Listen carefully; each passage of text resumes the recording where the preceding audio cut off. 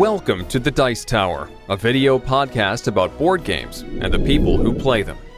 This is a special episode of The Dice Tower in which Tom and Melody Vasel talk about their top 100 games. And now, here are your hosts, Tom, Melody, and Holly Vasel. Hi, welcome to The Dice Tower. Yes, I'm Tom Vasel, and today we're talking about some of our top 100 games. No one wants to see you guys. I'm going to show them the sign. No. Stop. Stop. Hey. All right, look. Stop. Stop. Hello. Fine. Let's get to our top 100 games.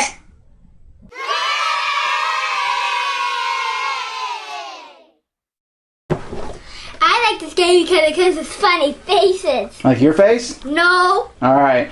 In this game, which is heavily customized by myself, you're basically putting out faces. Each turn, players will each pick a face based on a card. For example, this one says the one who hasn't eaten in months, the stalker, the one who just got into a car accident, the murderer. That's what the one we'll pick here, the murderer. So each player puts a card out in the middle, and then we turn them all over to see the different faces that people have picked. Which one of these is the murderer? Then the judge is going to pick it. And we might try and persuade her and say, look at this guy, you just know he's a murderer. Look at him, he's secretly a murderer. And Melody's going to pick whichever one she thinks is the murderer. That guy over there? Oh yes, look at him. And that game is pretty fun that way. It's very similar to Apples Apples. Melody, what's your favorite part of the game? Looking for the funny face.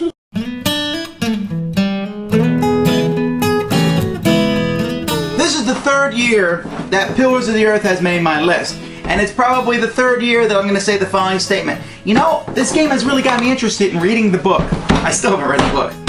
But Pillars of the Earth is a really fun game. I've already talked about Stone Age in an earlier video, but this is the game that brought it to life to some degree, where there are pieces and one of the best boards in existence, possibly the best designed board that there is. And then you're simply building this cathedral. And just recently I've gotten some new plastic containers that I have replaced in my games. I put them in, they hold all the pieces well, and I throw out box inserts. But this game, Pillars of the Earth, is one of those games where I just could not get rid of the box insert. Everything fits perfectly. But who cares about the box insert when it comes to playing the game? But you're simply choosing between so many good actions that your mind is boggled on your turn, trying to get craftsmen to build parts of the cathedral that will get you points. Definitely a lot of fun, and when you add in the expansion, even more so, Pillars of the Earth.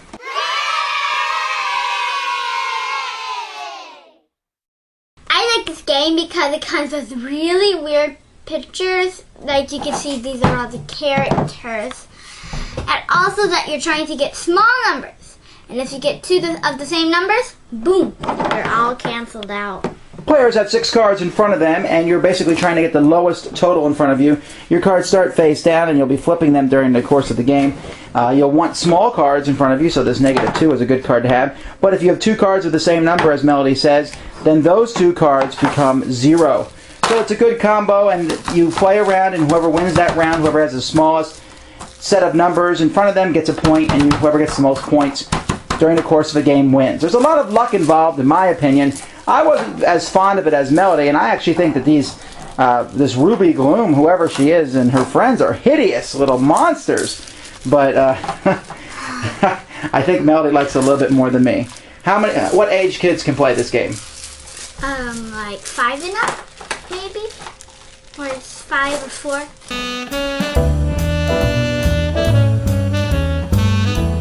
This game made my list last year. Not my top 100 list, but in the top 200, but it's moved up since. This is a game you might not have heard of, Victory 2, with a K instead of a C.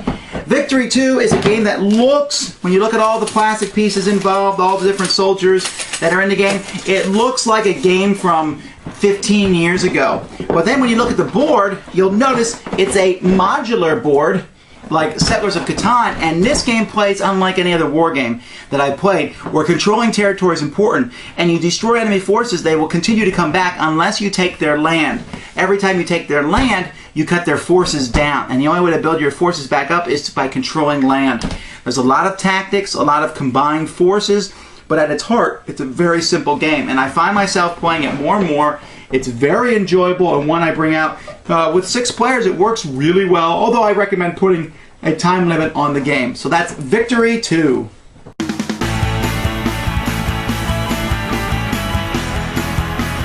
I like this game because you're trying to shoot meatballs and spaghetti at Alfredo. Yeah, but you're not very good at it, are you? I am good at it. All right, well, let's see. Here's Casa Alfredo himself. Let's start up the gentleman spinning. And here we go.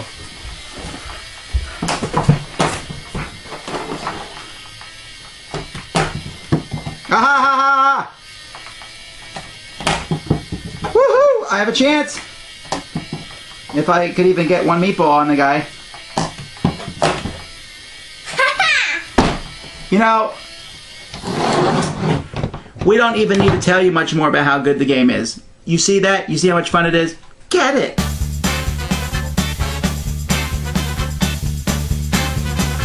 Here is another game that's been on the list for 5 years straight, and that's Goa.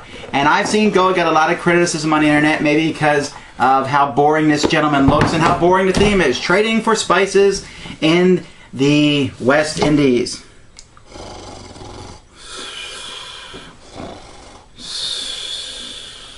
Here's a baseball. Oh, anyway. So, it's really a boring game, really.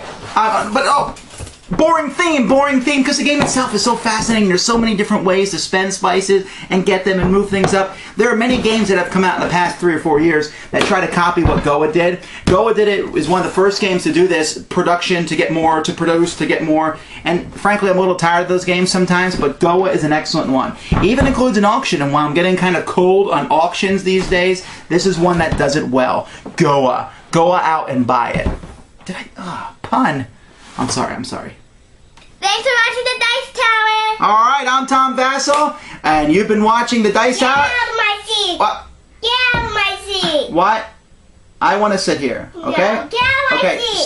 stop. Wait till I'm done, okay? Stop. I don't want to get out of your seat. Alright, until next time, I'm Tom Vasel. I'm Melody. And I'm Holly. Thanks for joining us today. For more written, audio, and video reviews, as well as the #1 board game podcast, check out the website at www.thedicetower.com. Until then, this is Eric Summerer, and you've been watching The Dice Tower. Say it again.